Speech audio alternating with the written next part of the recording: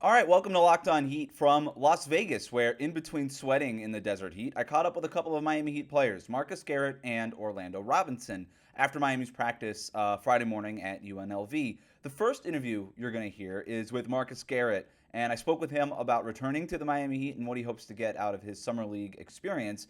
And then you'll hear from Orlando Robinson, who I spoke to about growing up in Las Vegas, going undrafted, and then signing this Exhibit 10 contract with the Heat and what his career looks like going forward. Enjoy. You are Locked On Heat, your daily Miami Heat podcast. Part of the Locked On Podcast Network, your team every day.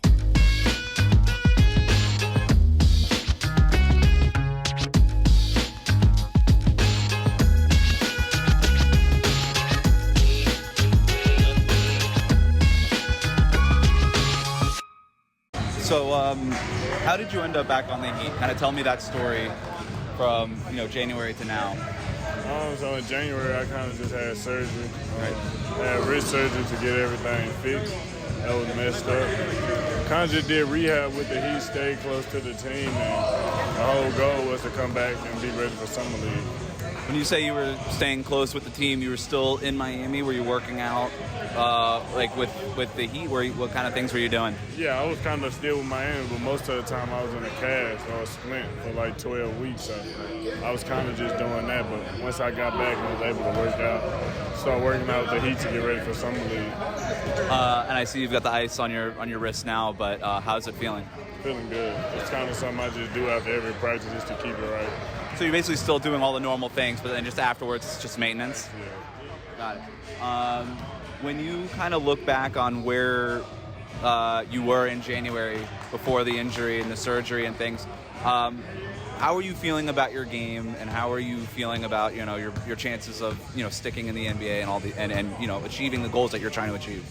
Pretty good. I feel like I was starting to show that I could defend at this level and at a high level. So that's kind of what I want to be known for, being a guy you can put on anybody and that's going to compete and defend at a high level.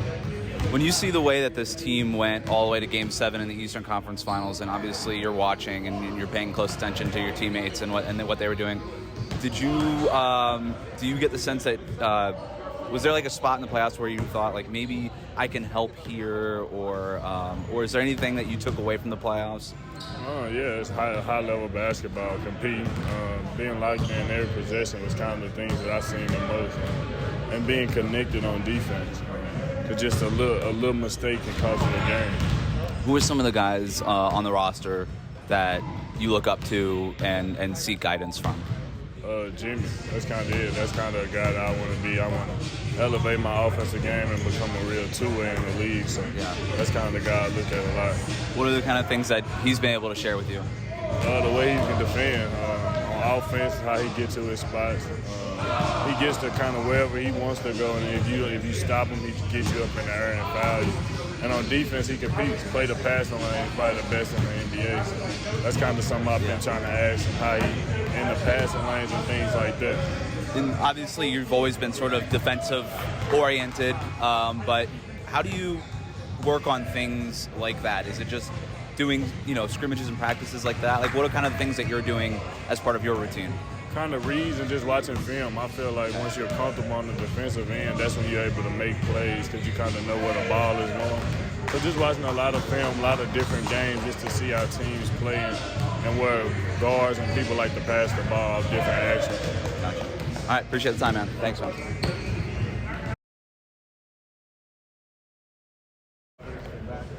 So this is a little bit of a homecoming for you, right, in Vegas. Tell me a little bit about growing up here and what the hoop scene is like out here. I mean, the hoops, growing up here, it was hot, It's still hot. It's always will be hot, It was great, I love just running around playing basketball wherever I can, YMCA, Heinrich, Tarkanian. I mean, I have some of my fondest memories out there.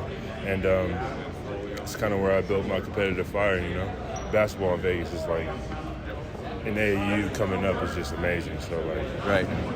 I would imagine because of the heat, it's almost all indoor gyms for you growing up. Obviously, AAU is mostly indoor gyms, but I mean, yeah, I mean, it was nice, but me and my dad, whenever we couldn't work out inside, we found a way to work out outside. You know, hopping fences, working out at schools. You know, Right.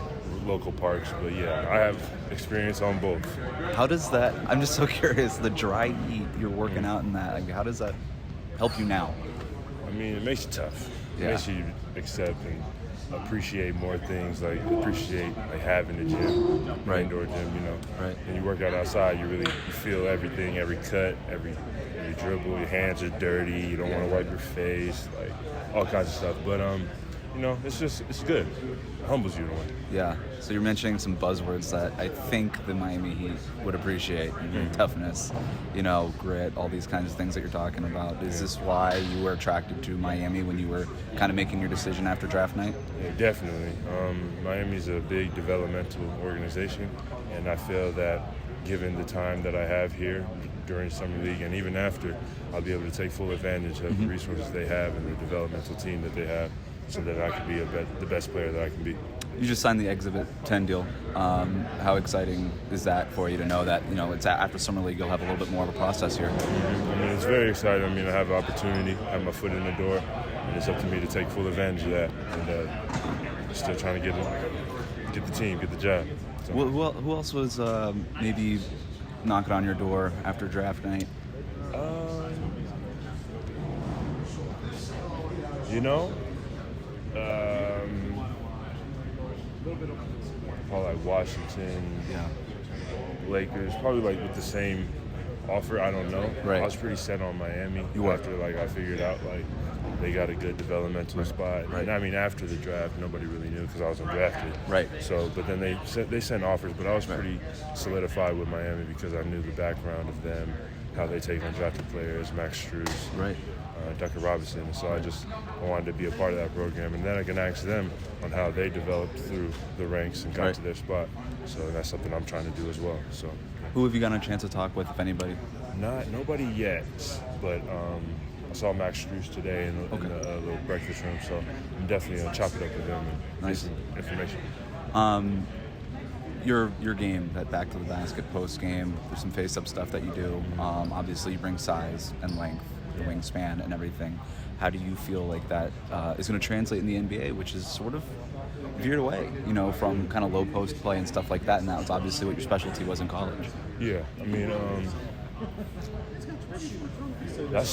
I have a lot of aspects of my game. That was definitely my best, and it's definitely something that I'll keep like good. But I can also play off the ball. I can also play through delay, pick and roll, pick and pop. I'm pretty solid at those things as well. I mean, at Fresno State, the ball kind of ran through me, and now bigs of this caliber, they're setting like running delays, they're setting pick and pops, pick and rolls, playing in gaps, making passes, and that's stuff that I'm good and comfortable with because I did a lot of it at Fresno State. So I feel like my adjustment won't really be that big of a stretch.